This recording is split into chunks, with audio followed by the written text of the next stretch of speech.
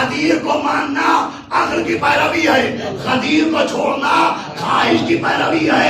जिसने खदीर को माना उसने अक्ल के कहने पर अमल किया, जिसने खदीर को छोड़ा उसने ख्वाहिश के कहने पर अमल किया।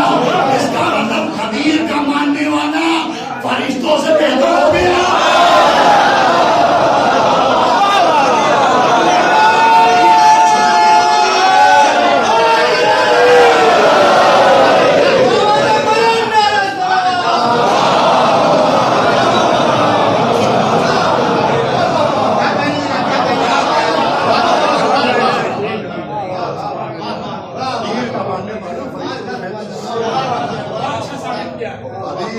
छोड़ने वाला जानवरों से बदतर पैरवी अक्ल का नाम। हमने जो इमामत के दामन से वाबस्तगी इख्तियार की है ये भी बरबुनियाद अक्ल है, बरबुनियाद अक्ल है। अक्ल इसी का नाम है। अक्ल सिर्फ ऊंची ऊंची इमारतें बनाने का नाम नहीं है। अक्ल सिर्फ समंदरों में मछलियों के साथ तैरने का नाम नहीं है। अक्ल सिर्फ हवा में परिंदों की दौड़ने का नाम नहीं है। अक्ल सिर्फ मरीख को फतह करने का नाम नहीं है। अक्ल वाबस्तगी है इमामत का नाम है। चुनांचे हमारे आपके 8वें इमाम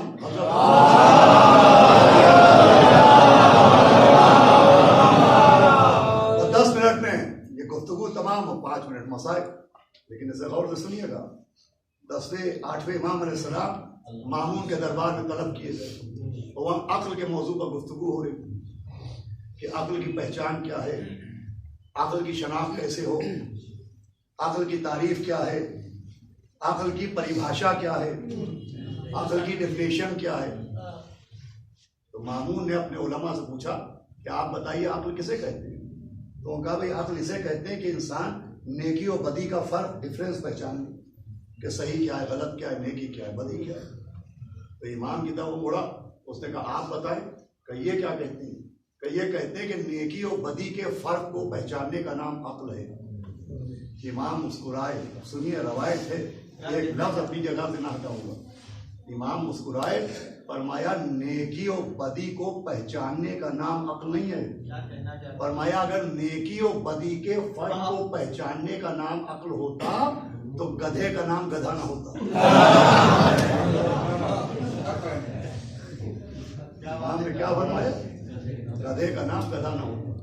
इमाम ने कहा तुम उस जानवर के सामने हरी हरी घास रखो और सूखी घास रखो, वो भी हरी घास की तरह मुंह बढ़ाता है, सूखी घास नहीं खाता। इतना तो उसे भी मालूम है कि क्या खाना है क्या नहीं खाना, और मैं इतना तो वो भी जानता है। तो अगर इसका नाम अक्ल है तो वो बेअक्ल क्यों कह जाता है।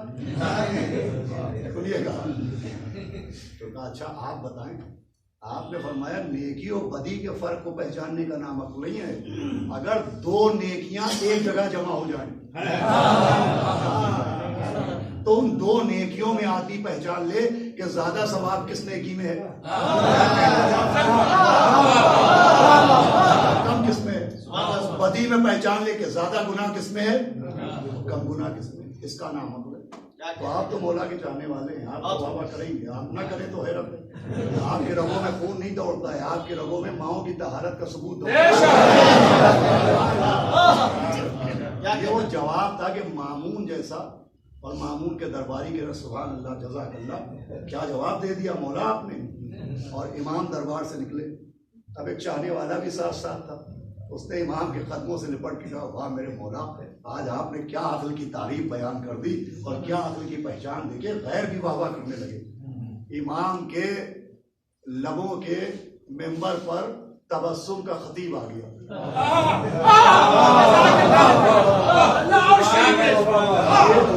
मालूम है कि नहीं पहुंचता, नहीं समझ में आता।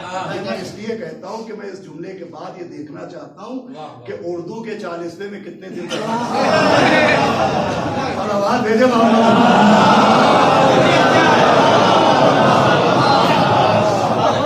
और बाबा ने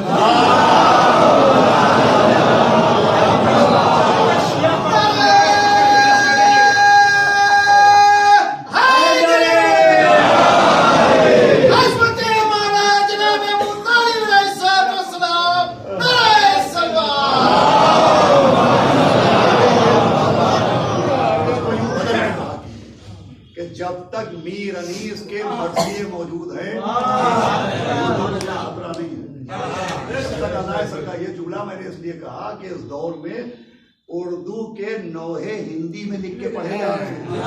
धन्यवाद भेजे मोहम्मद।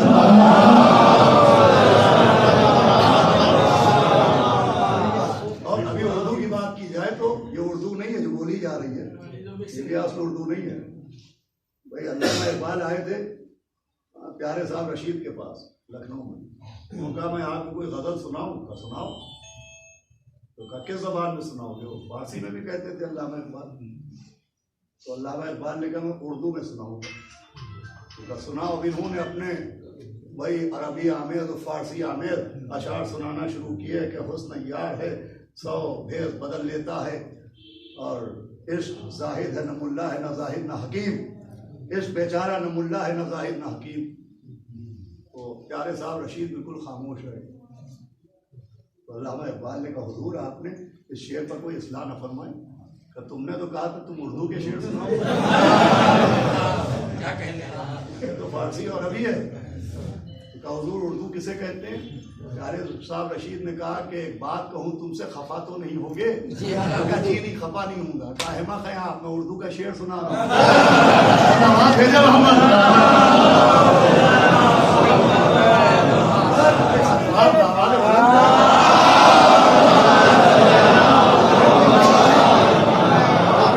दूसरा निकल आएगा कि उर्दू किसे कहते हैं। जैसे इंग्लिश भी दो है कि इंग्लिश है कि इंग्लिश है। सलावात भेजे मोहम्मद। छेड़िए वरना उसकी पूरी तारीख मुझे अखबार है, मैं अपने मौजू से हट जाऊंगा। एक सलावात पढ़े मोहम्मद। सुने हज़ारे गिरामी, मैं क्या अर्ज कर रहा था कि इमाम मुस्कुराए, चाहने वाला निपट गया और कहने लगा कि वाह मेरे मौला आपने क्या जवाब दे दिया। देखिए दुश्मन भी वाह वाह कर रहे हैं। तो इमाम मुस्कुराए का क्यों? कहा आपने क्या अक्ल की तारीफ बयान कर दी। इमाम मुस्कुराए, फरमाया ये भी असल तारीफ अक्ल नहीं थी। ये क्या था? कि ये अक्ल की तारीफ नहीं थी, ये जिनके सामने बयान कर रहा था उनकी अक्लों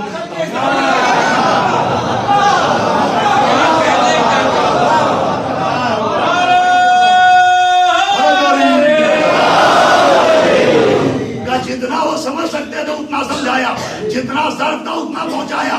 चाहने वाले ने हाथ जोड़े, कहा मुझे बता दीजिए कि असल पहचान क्या है अक्ल की, असल तारीफ अक्ल क्या है।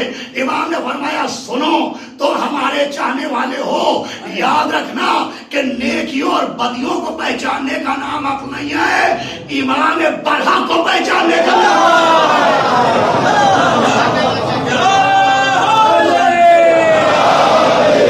फरमाया। इमाम बरहा को पहचानने का नाम है कि इमाम बरहा कौन है, महसूस मिन अल्लाह इमाम कौन है, मिन जानिब अल्लाह इमाम कौन है, साहिब इस्मत इमाम कौन है, अल्लाह की जानिब से मुंतखब इमाम कौन है।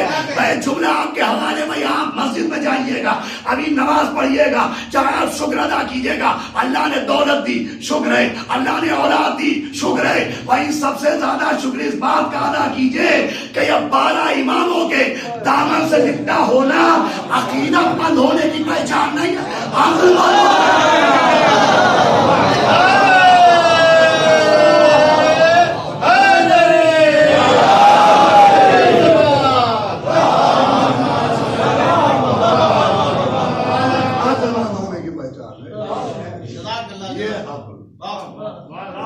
इसको कहते हैं आले मोहम्मद अलैहिस्सलाम की इमामत का एतराफ, ये अक्ल है।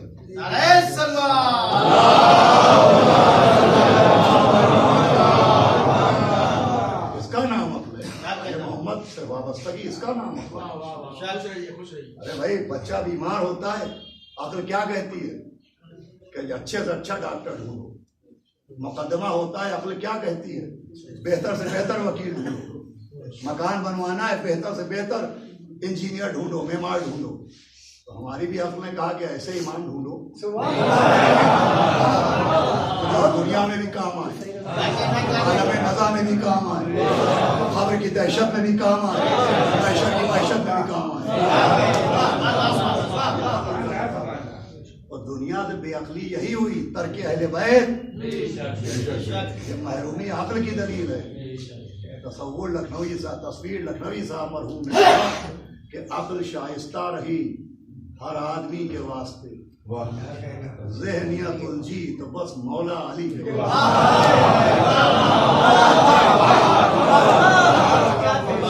पहले तो नूरे अली से मोल ले ली दुश्मनी, अब लहद में रो रहे हैं रोशनी।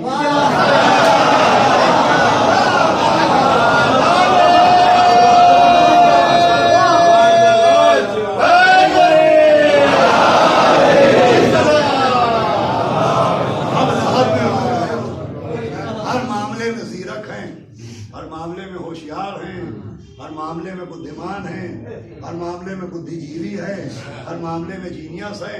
आले मोहम्मद के मामले में नन्हे बन जाते हैं, हर मामले में होशियार है। नकली नोट पहचान लेंगे, नकली खलीफा नहीं पहचानते। आपका नुक्ता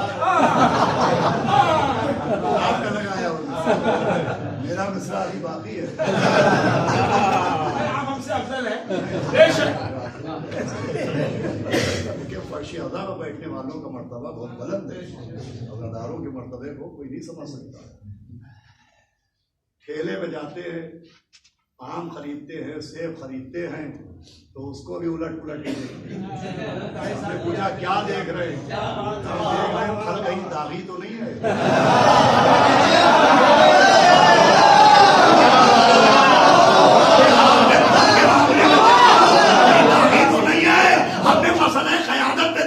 बागी तो नहीं।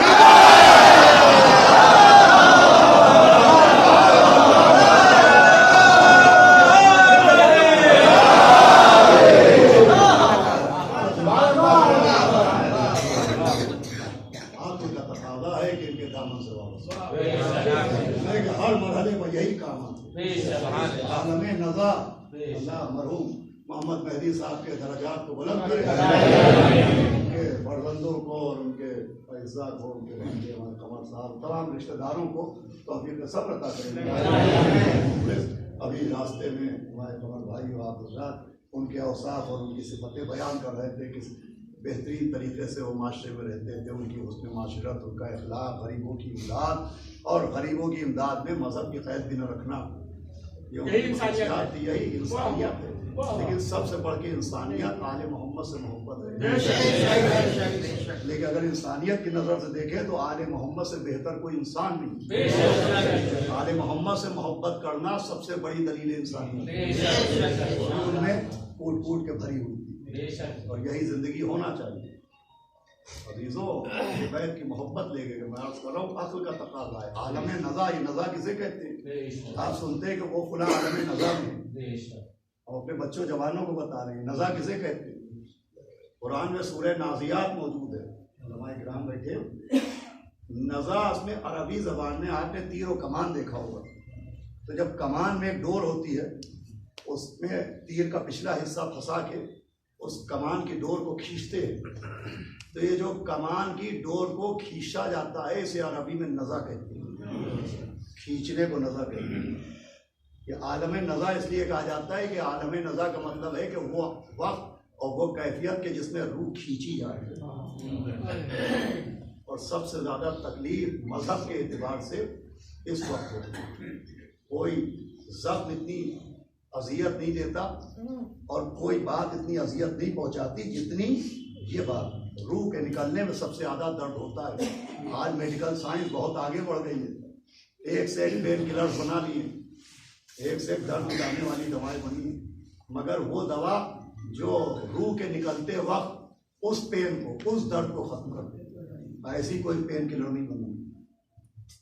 ऐसी कोई पेन किलर नहीं कि रूह निकले और तकलीफ ना हो। ऐसी पेन किलर सिर्फ एक है, वो आमद अमीरुल मोमिनीन।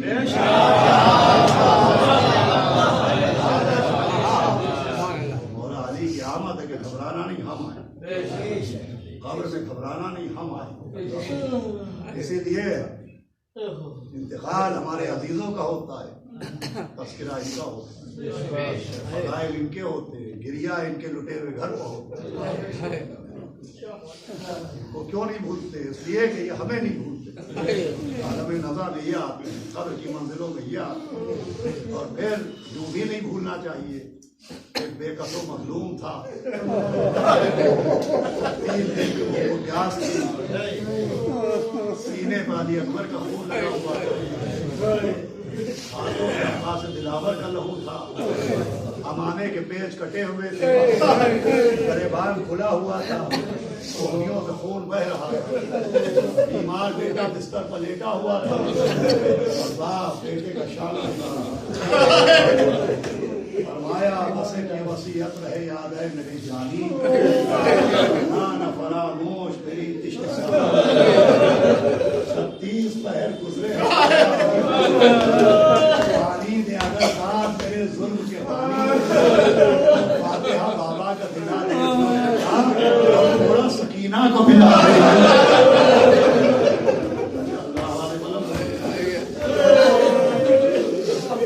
चौथे बार मैंने अपने बाबा को देखा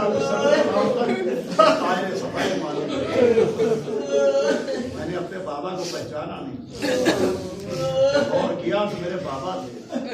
मैंने पूछा, बाबा आपका ये आलम हो गया, आप इतने जख्मी हो गए, मेरे चचा अब्बास का सबसे पहले जनाब अब्बास आवाज सैयद सज्जाद, किसको किसको पूछो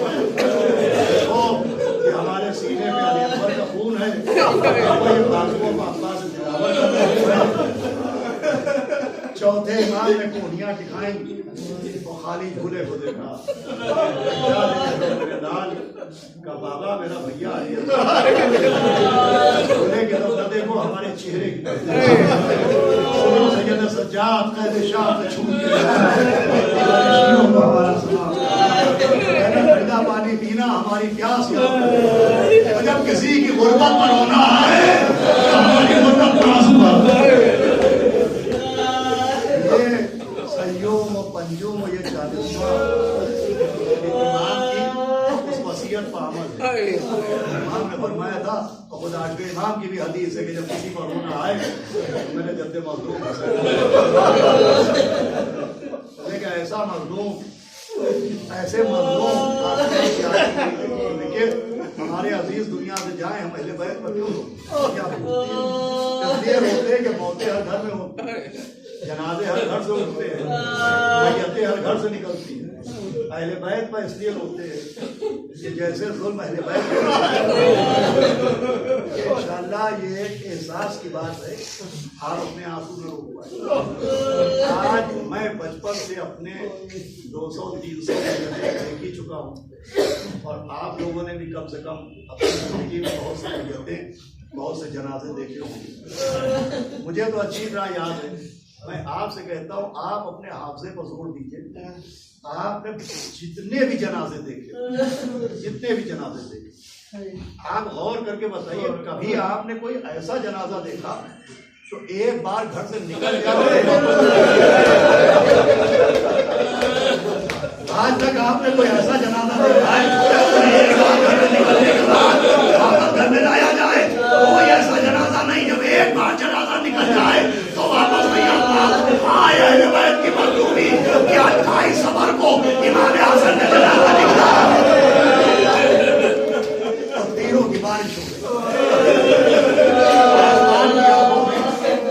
पहला जनाजा देखा तो वापस घर में नहीं आया। जनाब अब्बास ने जनाजे को जमीन पर रखा और दौड़ते हुए हुजरे में पहुंचे, माँ पीछे पीछे आ गई, आवाज दी, अब्बास क्या ढूंढ रहे हो मेरे लाल? अम्मा मेरी तलवार। अब्बास जनाजे में तलवारों का क्या काम? अरे अब्बास खत्म हो गया, सिद्दीक़ अकबर के जनाजे में तीर चला गया, हो गए मेरे गैरतदार अब्बास। अरे आज हसन के जनाजे पर तीर चले, ये आलम हो गया जब कासिम के लाशें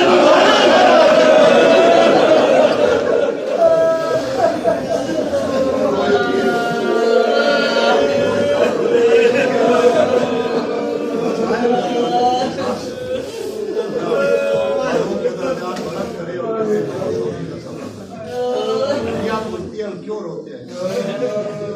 हीरो इसलिए भी रोते हैं कि कुछ कानून शरीयत के होते हैं, तो कुछ कानून शराफत के होते हैं। शरीयत के कानून वो मानता है जो कलमा पढ़ता है, मगर शराफत के कानून हर उस आदमी को मानना पड़ते हैं जिसके दिल में जरा सभी जज्बे शराफत होते हैं। मैं सिर्फ आपके एहसास जगा रहा हूँ, शराफत के कुछ कानून होते हैं। करबला में सिर्फ शरीयत के कानून पामाल नहीं होते, शराफत के कानून। देखिए शरीयत में मौला हुसैन तो मौला हुसैन है। आप बकरीद में कुर्बानी करते हैं तो आपको याद होगा कि जानवरों तक को विवाह करने का कानून ये है कि जब तक दुम्बा पानी से मुंह न हटा दे, ये कानून करबला में पामाल हुआ। के भूखे प्यासे दबा कर कानून है कि अगर दो दुम्बे हों तो एक जानवर को दूसरे जानवर के साथ, शरीयत ये कह रही कि जानवर जानवर के सामने दबा ना हो और करबला में भाई बहन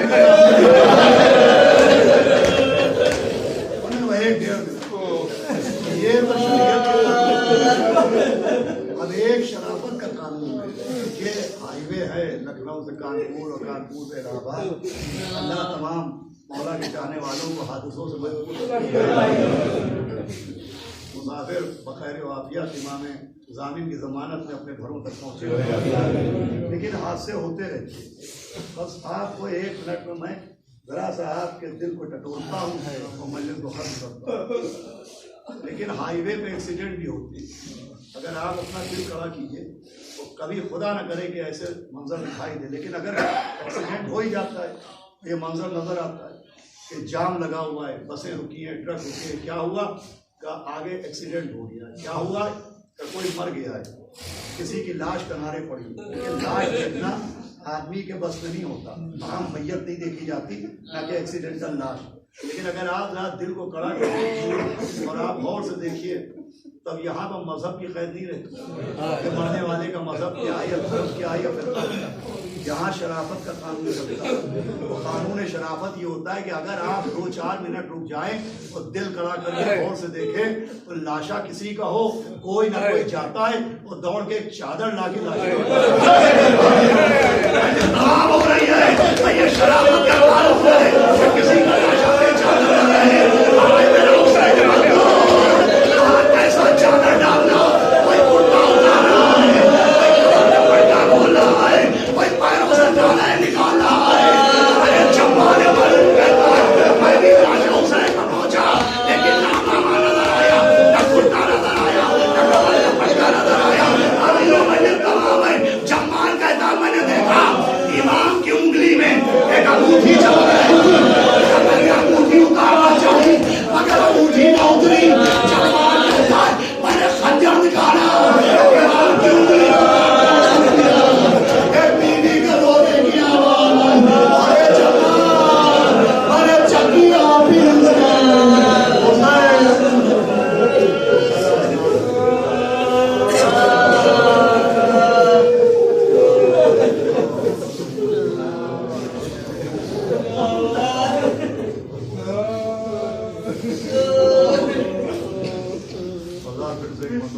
मोहम्मद मेहदी साहब ने सैयद अज़हर आल हुसैन साहब